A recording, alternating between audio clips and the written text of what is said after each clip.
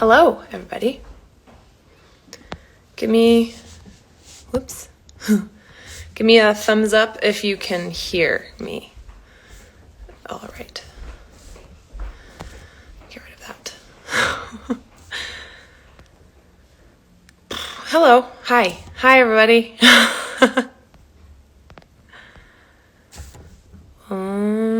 I need to figure out how I see who's requesting. See all.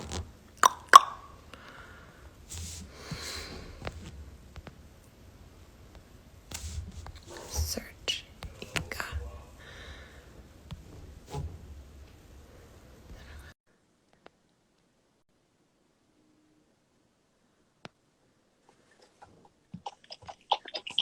Hi. Hey, What's up? good. Can you hear me well, actually? Yeah, I can hear you. Can you hear me? Yeah. That's good. Okay. Because yeah, internet at home is like not that great actually, Yeah. but Don't worry.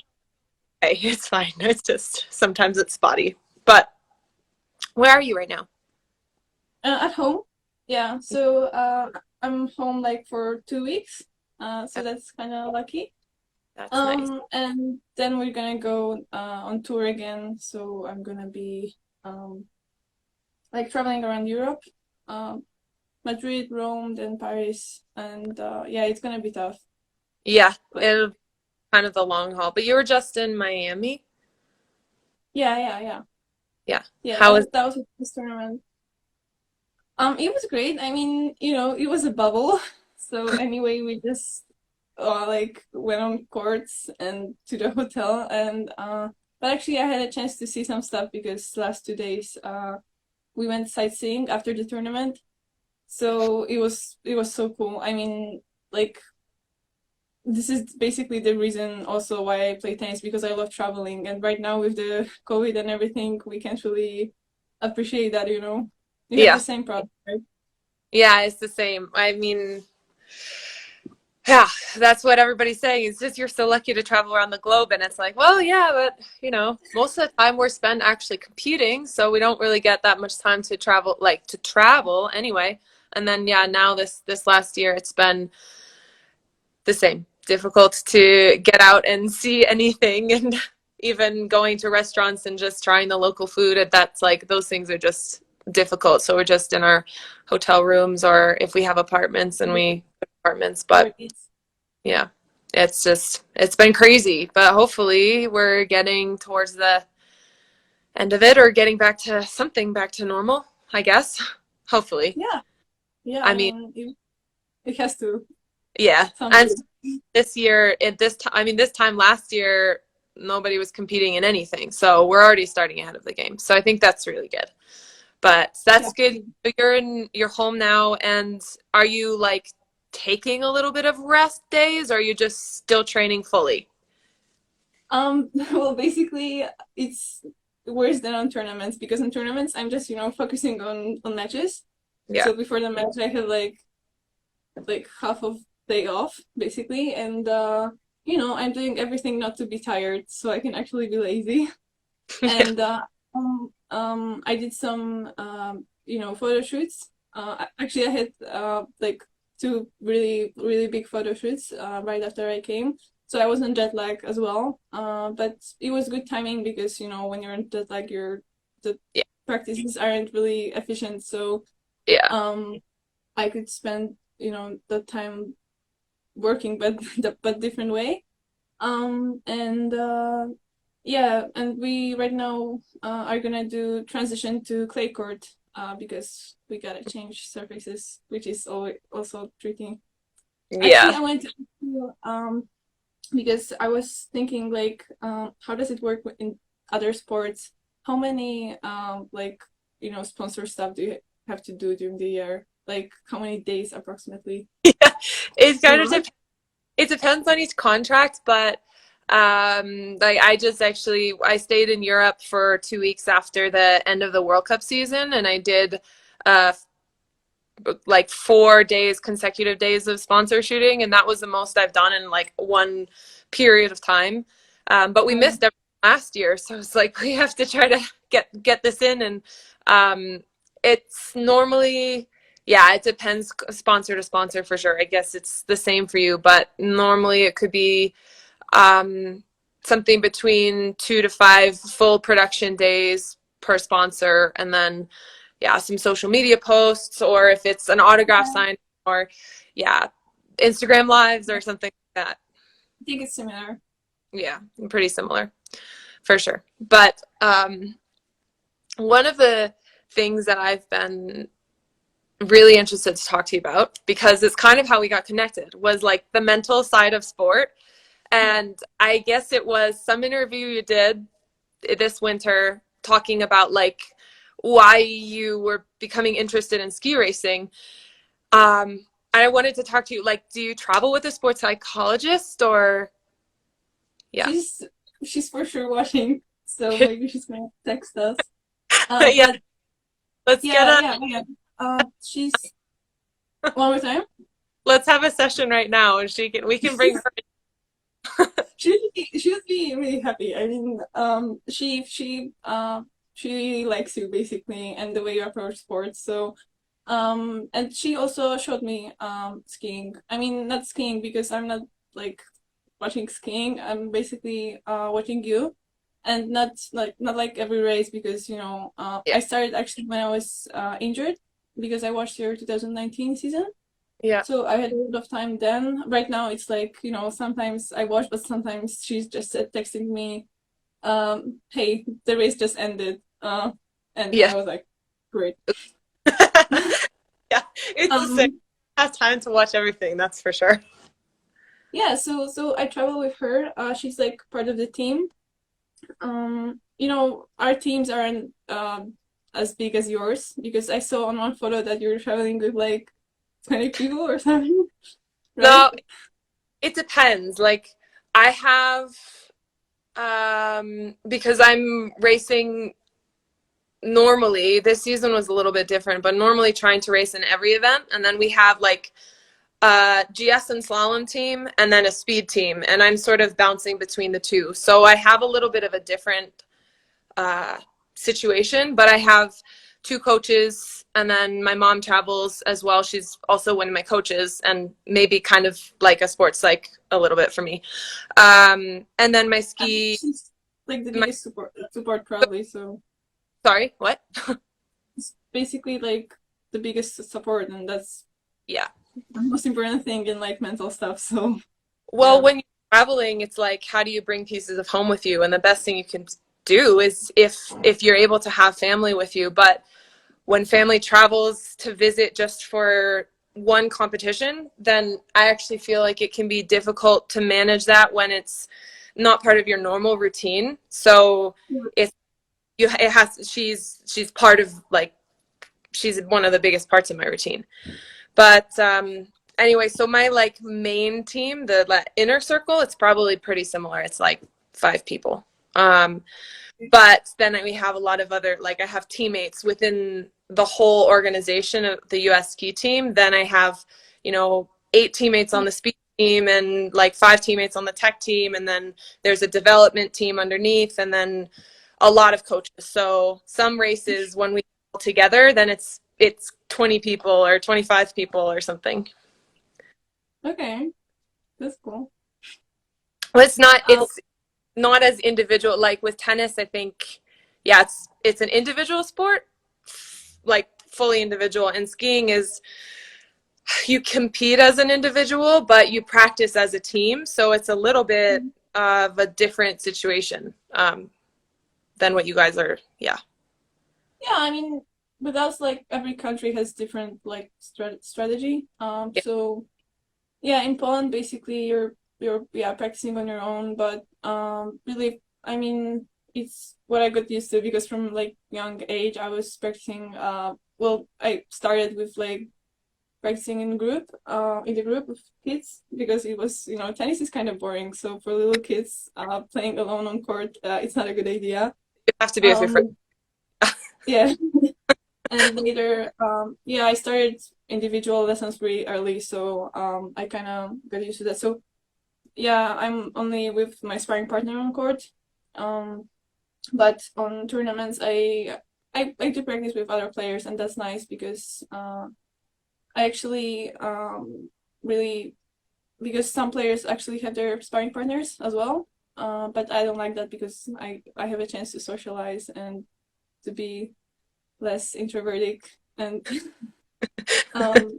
so I have usually I have three people with me, and I think sometimes it's it's also a lot for me. So Yeah, yeah, because some players are traveling with one coach, but at this level, like physiotherapist is like one of important.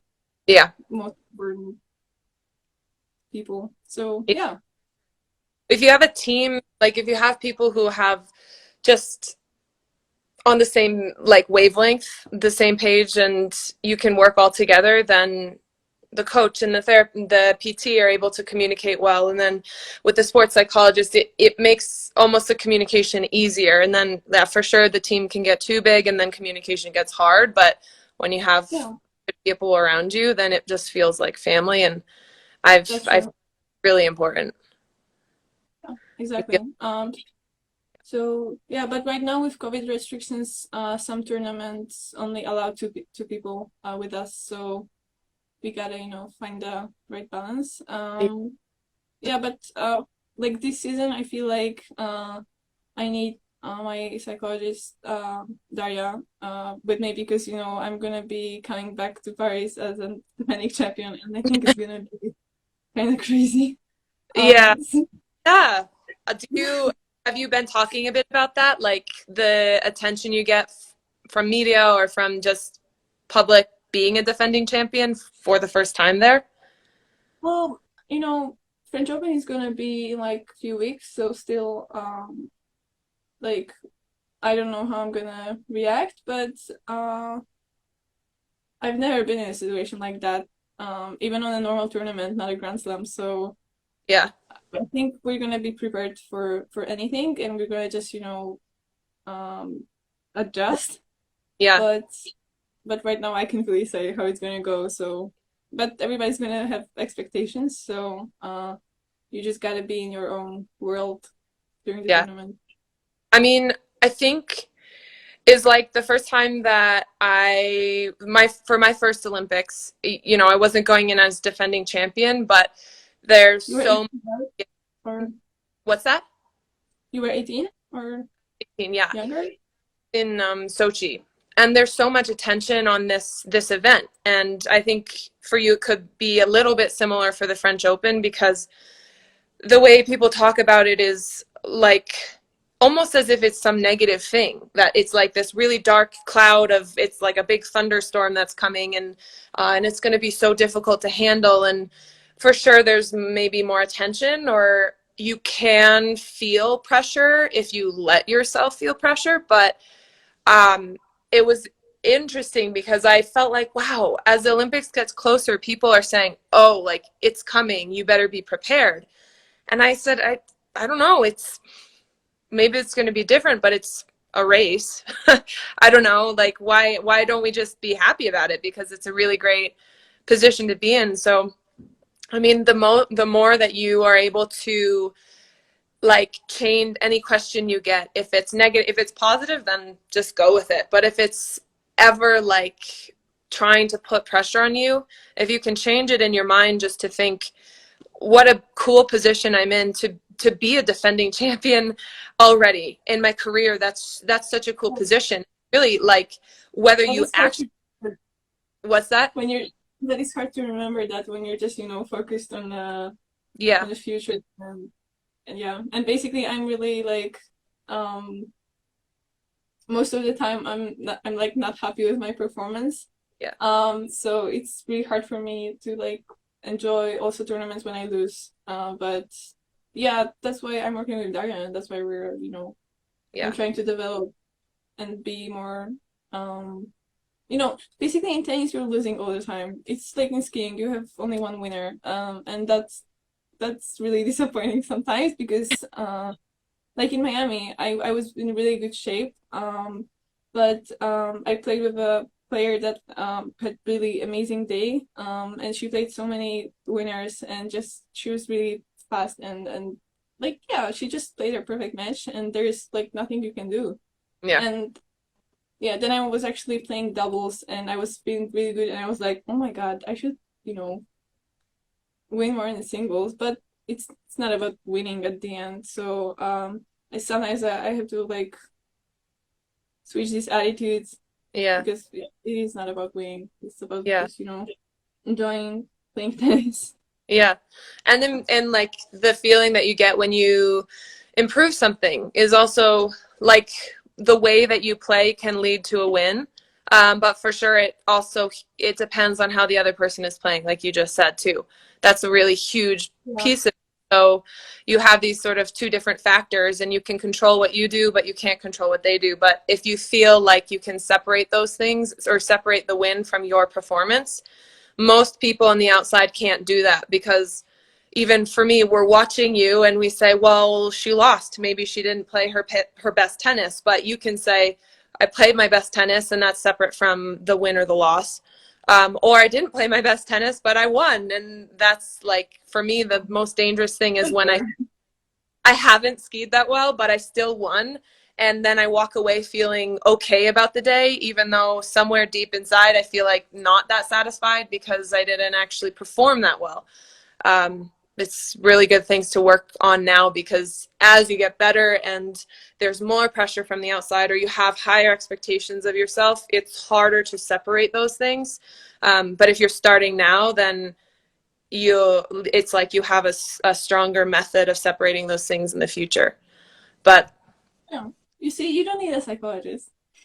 no, I do. I mean, the thing about the mental side is it's always something you can work on, whether you're just reading books about it or you're talking with someone, or for me, talking with other athletes is like my favorite thing to do, because um, if you have some coping strategies that I haven't learned yet, or like you can just compare notes about your past experiences. But I don't know. I feel like experience is the best teacher for mental strength and psychology, but you can't get experience without doing it. So if you have someone who can help you and be prepared, then it's the best situation. Yeah. So Yeah, anyway, sometimes it's too stubborn, and even when I get good advice, I have to, yeah, just get experienced and, I don't know, lose or do something bad, and then I'm gonna realize, oh, that was right what they said. So yeah. But it's good to trust yourself first. Like whether you're wrong or right, you have to trust yourself in order to learn. Because if you go into anything without believing that you, or having some trust, if someone's telling you different, like whatever, you have to feel what you're feeling and then compare what they've said to how it turns out. And then that's how you learn. Like yeah, you can't go into an event saying, this is how I'm going to think because somebody told me to think this way, but my natural instinct is to do it this way. It's like you have to trust your instinct on some level, in order to know how to improve your instinct truly, and make those like long-term adjustments. That's something I always felt like sometimes you just your natural instinct is just right. It's going in the right direction and you can follow it and it leads you down the right path, or it leads you to a win or whatever. But yeah, sometimes you're wrong and you have to, like, some things you do have to learn the hard way. But hopefully the hard way means just, losing a match, or maybe it's losing the tournament, and you try again next year, and it's a long time to wait, but that's also a long time to develop. So yeah. it's, I don't know. It's interesting. It's an ongoing process, but I find it really interesting. So, yeah. People are gonna learn. How long? What's that? People are gonna learn so much from us. It's like really like psychology session. No, I'm This is I'm like just a looking forward. this is Yeah. a free session. um, okay, so the Olympics tomorrow is 100 days out of Tokyo, I believe. And like a lot of people ask me how much I'm thinking about Beijing, And yeah, I know what my answer is, but I'm interested to know what you feel like. How much are you actually thinking about Tokyo versus like just thinking about what's coming now? Well, I'm not thinking of it like at all because we have so many tournaments. We have French Open, Wimbledon, and really like the schedule is so tight that I can't really think about Tokyo right now. Yeah, But you know, it's gonna be my first Olympics. I mean, I played Youth Olympics, but it's always different. And I mean, I don't want to have any expectations because it's just, different tournaments, it's different vibe, and hopefully I'm gonna play well, but it's gonna be a hard season, so anything can happen. I mean, yeah, in tennis, we're not really as focused as other sports on Olympics, so yeah, I think it's gonna come to me after grass season. So at the beginning of July, or yeah, and we're gonna see then. Maybe the expectations are gonna hit me or something, but it's I'm trying to like repeat to myself that it's the same tournament as others. The courts are gonna be the same. Maybe the conditions are gonna be different than in other yeah, places, but you know, it's just tennis, right? So yeah, we're gonna see. I don't know how I'm yeah. gonna really I approach feel it. like, I mean, probably your approach doesn't need to change. Like one of the coolest things about tennis, it's also skiing, is that you have this season every single year. You have a big season, you have your big tournaments that you're putting your focus on. So the Olympics becomes just sort of part of the season. And then you don't feel like it has to be, the one competition that you focus on for 4 years of preparation. And if you have a bad day, then your entire career is worth nothing. There's a lot of sports where the only thing they're focusing on is like one world championships competition every 2 years, or just the Olympics, and that's their only shot at success there. But I feel like it's super different, and at least with ski racing, it's always felt that way. And when the Olympics come, that's where the big question is. But it's cool for people to know on the outside, like, hey, I have a lot of actually, like, I can watch you play tennis on a lot of different tournaments outside of just Tokyo. And it's like a lot of people don't necessarily know that. With ski racing, they're like, okay, well, what are you going to do for the next 4 years? I'm like, well, we Yeah, start racing in October and every season. But yeah, I know the feeling. you're like, that I'm just gonna go to sleep for 4 years and then we'll wake up for the next Olympics. Yeah. But But after Tokyo, I mean, I don't know if Los Angeles is first or Paris, but I think, I mean, I'm looking forward to Paris right now because it's gonna be on clay. And it's my favorite surface. So even though Tokyo, I mean, even if Tokyo is not gonna be as good as I, expect, I'm gonna have other chances. So just, I mean, I yeah, know it's only like I can only play on like 4 Olympics maximum, but I'm still pretty young, so yeah, and whatever. Like, there's always other chances, and it's also not. It's just better to be able to focus on your a career as a whole, not just the one event. As I feel yeah, like there's so much even more prestige in having a Grand Slam title. Well, you already have that, so like there's things, those all of those things, sometimes the more success you have, the more pressure you feel, but also you can think of it as the more success you have, the more you feel free just to improve, just to work on your tennis and just to enjoy playing. Because yeah, okay, like all of these expectations, you check that off the list and now you just keep going because it's yeah, it's yeah. fun. But That is weird because like even 2 years ago, or even like 1 year ago, I was thinking if I'm gonna win a Grand Slam, because I always thought it's like something almost impossible. I don't know why. And if I'm gonna yeah, win a Grand Slam, I can like, finish my career and I'll be happy. But after French Open, you want more, and you always want more. So I think it's like finding happiness not in winning but in other stuff is like the most important thing. Yeah. yeah, Because for it was sure. it was it was weird because I always thought, I'm gonna win a Grand Slam and then I'm gonna be happy for the rest of my life. But Yeah. it's And actually harder.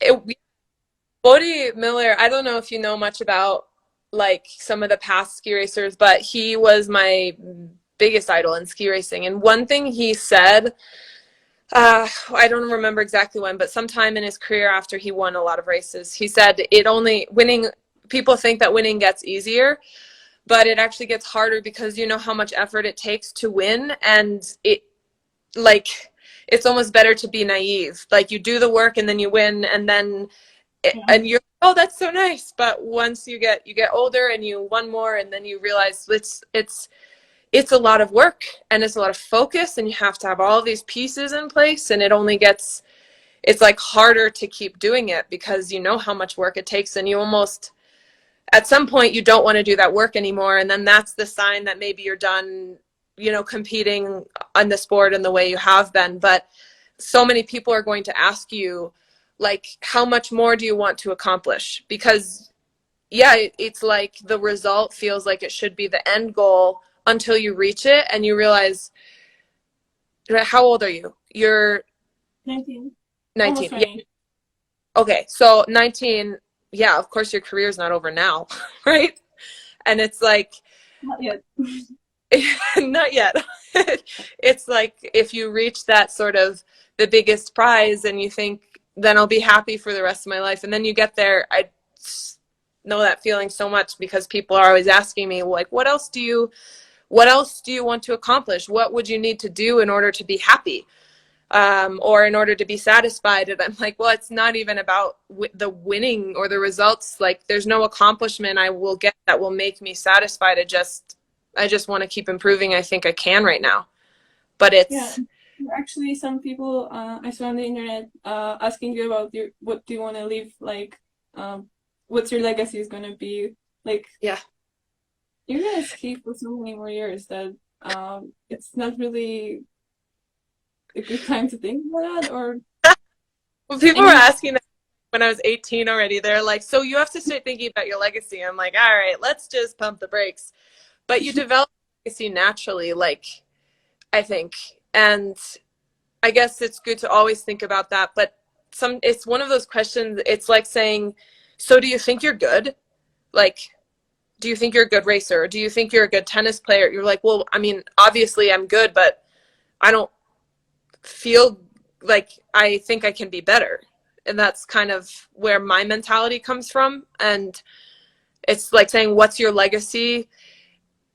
Is, I don't know. I think, I don't, it's like, that's for the world to decide. What I leave behind, I can push things one way or the other, or I can put more effort into, helping the next generation of skiers coming up through the US, or,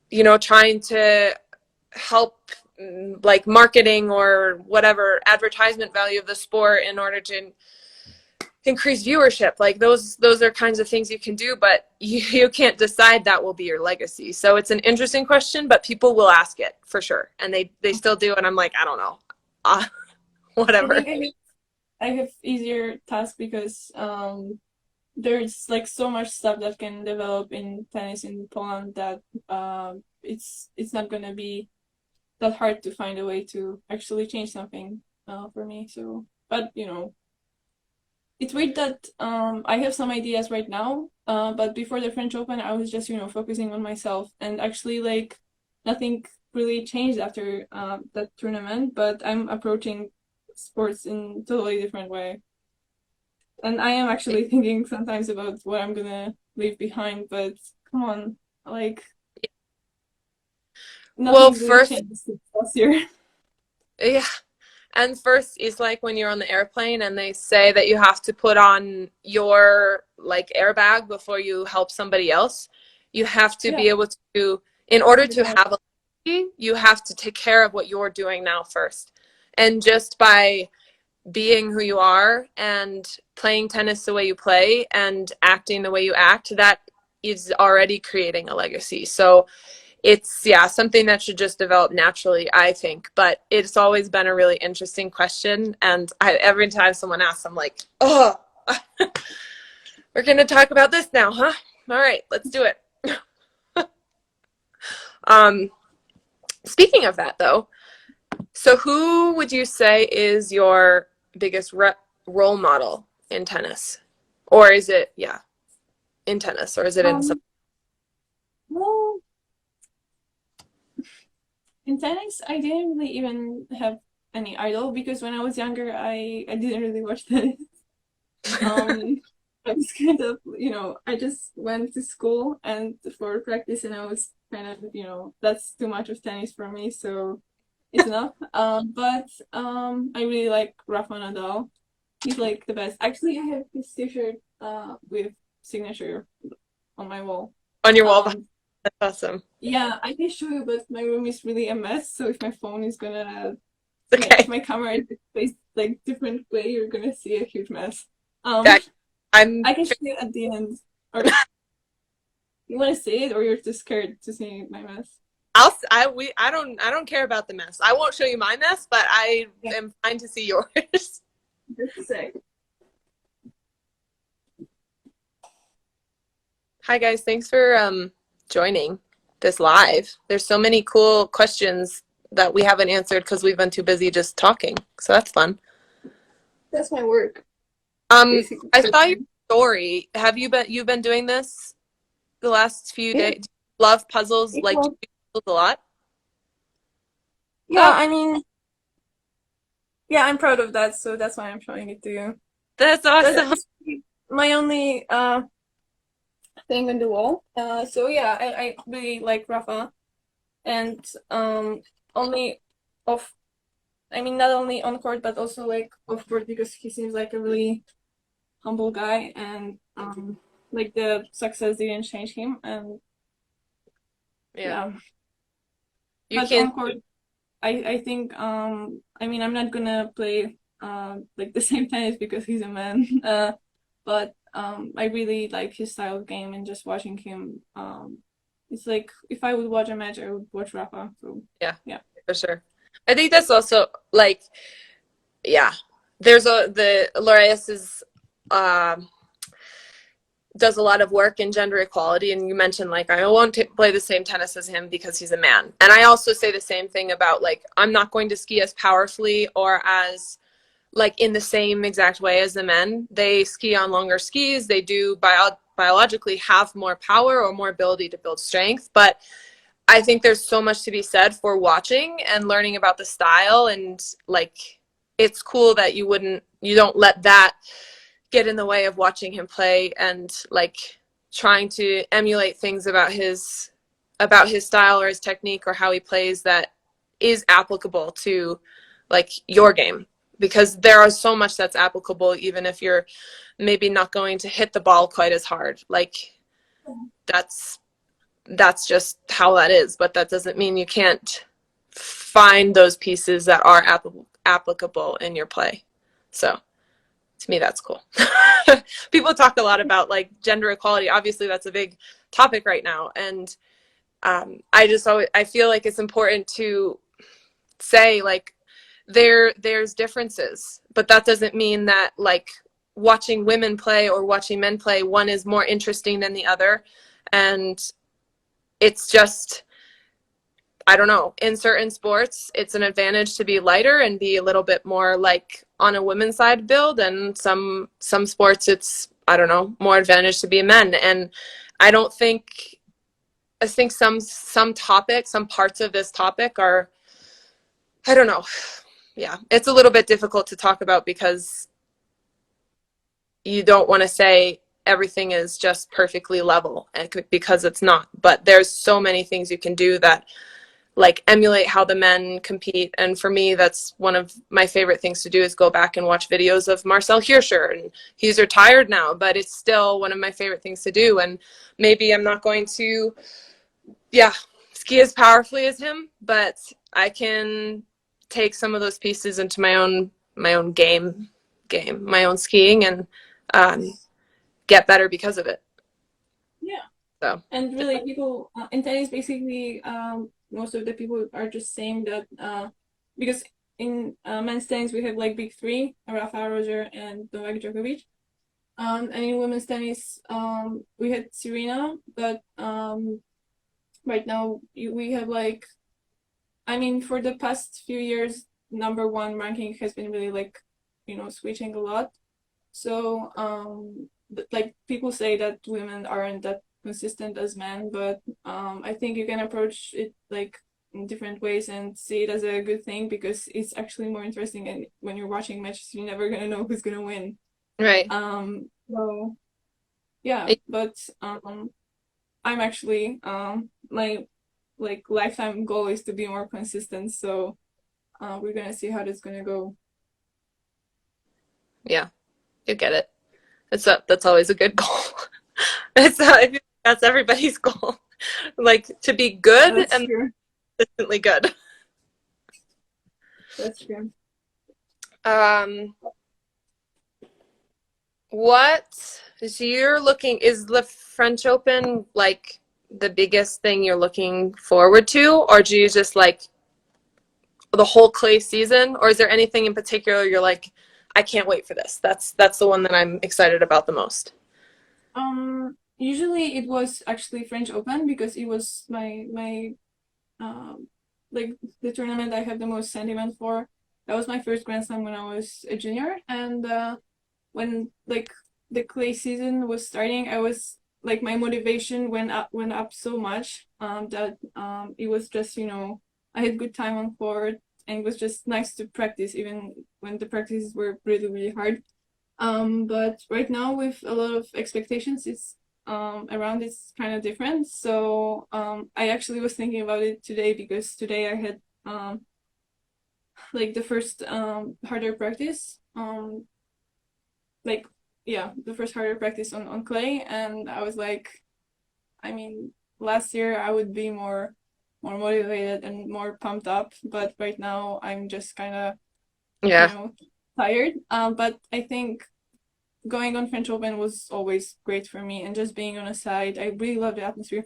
Actually, I wanted to tell you that you should come on some tournaments. You're always welcome. Like after COVID, when I'm gonna have more More. accreditation and everything, you can always come. So Oh my yeah. gosh, thank you. Well, I've been to Brisbane once. One. Really? Yeah, I watched Rafa and Dominic play in the Oh, final. It was so cool. And I was sitting and I was there with my watch sponsor is Longines, and they were sponsoring the French Open. So I was able to sit in their kind of row, and it was like right behind the service line. I was like, oh my gosh, this is amazing. I didn't know about that. Yeah, it was really really cool, and I absolutely want to go back. I love especially the French Open, but I haven't been to um, I haven't been to US. I haven't been to really any other big ones. I've been to like in Vienna. Switzerland's always great. Uh, I mean, not if you're playing because because I don't really like grass, Yeah, and it's so weird for me. That we're gonna see how it's gonna go, but for like spectators, I would say Wimbledon is so cool. yeah, So you're gonna be around like in Europe. You should really yeah. come. Just At let me some, know. I'll arrange yeah, that. Actually, because my dad is not traveling me on tournaments, but he was the first on the list after COVID. He's gonna go with me, but right yeah. now you passed him, so Oh, okay, he's all second. right. I don't want to. Let's not start any family issues here. But absolutely. I mean, there's like French Open was always a really good time because it's during like my off snow time when I'm training, but I can go to the gym there. Um, that one's always great, but I really would love to go to Wimbledon. So yeah, at some point for sure. And then that also goes both ways. I mean, you're competing through the winter as well, so I know it's not that easy, but if we're in Europe and we're in the same area, like yeah, you can borrow one of my jackets. We'll keep you warm. We'll make sure you have a good place to go so you're not just standing outside for 8 hours, and you can come watch. That would be really cool. Aw. Actually, I was thinking about it in 2019 to go to Slovenia. because I have my best friend is from Slovenia, and she was inviting me there, and you were skiing, so I was like thinking how to combine that, but I didn't come. Yeah, that would have been, I think, Maribor, because we Yeah. race Megara Maribor, but it's really cool because we're staying in the city, and then yeah, you drive like 30 minutes and you're at the mountain. So those races are super cool. Zagreb is also great because it's the same thing. Like we're staying in the city. You can go walk to the old town area, but then 45 minutes and we're at the race slope. So it's like a little bit a different vibe for the athletes, but also for spectators. It's a totally like the people who are able to access it is totally different. So that's really fun. Those are good races to go to, actually. But All yeah, right. if you ever want to, just let me know. Yeah, And but we both too busy, so I know I'm like, maybe when I'm retired, that will be really easy. But right now it's a little hard. But that's, yeah, Wimbledon is on my bucket list. US Open as well. But yeah, that's always when we're in skiing in Chile. And like that September period, it's our prep camp starting the season. And it's like, well, can't get there because I'm in Chile. But whatever, that's life. That's how it is to compete, I think. Compete and train. at least we invited ourselves. Yeah, it's nice to be invited. But it was really good to talk to you. And maybe we can, yeah, do this again another time. But I also want to Yeah, congratulate you for your nomination for World Breakthrough Athlete of the Year for Laureus. That's really cool. And and congrats to you too. I mean, I should have started with that, but whatever. We'll finish with that. Congratulations and good luck. yeah. Have a nice couple weeks at home. Good training, and I'm really looking forward to watching you, especially in the clay season. That's going to be awesome. Actually, my cat says hi to you. You, She's outside of my door. Yeah. Sorry. what's her name? It's grappa. It's like the Italian alcohol. My parents call that. Oh, But that's yeah, all. I was pretty like they didn't even ask us, so yeah. She That's says fine. hi. I know you're a cat lover, so Yeah, love cats. I love animals, but my cat actually passed away this winter while we were in Europe. But yeah, I'm sorry. But I saw that on Instagram. she was old and adorable. She was looking more like a kitten every day, actually, but and getting more loving too, because there were a couple years where she was like pretty a little bit evil kind of. But she was really cute and gosh, yeah, we miss her because I hadn't when I got home like 5 days ago. It was the first time I've been home in almost 20 years where Muffin hasn't been here. Like this is so strange, but anyway, maybe we'll get another cat because I love cats for sure. I can give you mine because she doesn't really like me. I I I mean I love her, but she doesn't like me. My sister is her favorite, and that's really like heartbreaking, but That's always how it goes. My mom didn't even want Muffin, and my brother and I wanted Muffin beyond like I wanted a cat, and yeah, that she was, and of course I loved her too much, and she was always running away from me, and she went straight to my mom, and she'd sleep with her every night, and I was like, you don't even like her, but does they became best friends. But anyway, that's always how it goes. Cats don't like the people who love them the most. so don't love your cat. Just Yeah. advice for others. Okay, Well, it was good to talk to you. Say hello to your cat for me if she lets you. I will. And yeah, we'll talk to you hopefully again pretty soon. But good luck with Yeah, everything. I'm ready. Okay, thanks. Good Bye. luck for you too. See ya. I don't know how to end this. I've always had trouble ending this. Oof. Yeah, it's always the same. Yeah, I really don't know. Okay, here we go.